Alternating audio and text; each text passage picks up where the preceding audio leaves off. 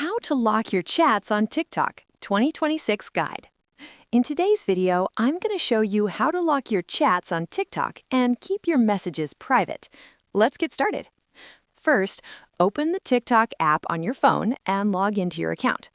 Important truth first. TikTok does not currently offer a direct chat lock feature like WhatsApp or Messenger. But don't worry, here are the best ways to secure your TikTok messages.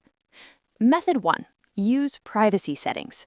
Go to your profile and tap the three lines menu. Now open Settings and Privacy. Tap on Privacy, then go to Direct Messages. Set Who can message you to Friends or No one. Who can view your inbox to Friends only. Method 2. Restrict accounts. Open the chat of the person you want to protect. Tap their profile. Now select Restrict. This limits their ability to message you freely. Method 3. Turn off message requests. Go to Privacy, Direct Messages. Disable message requests from strangers to reduce unwanted chats. Method 4. Screen lock, device-level security.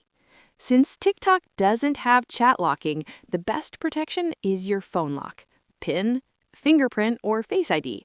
This protects all your apps, including TikTok.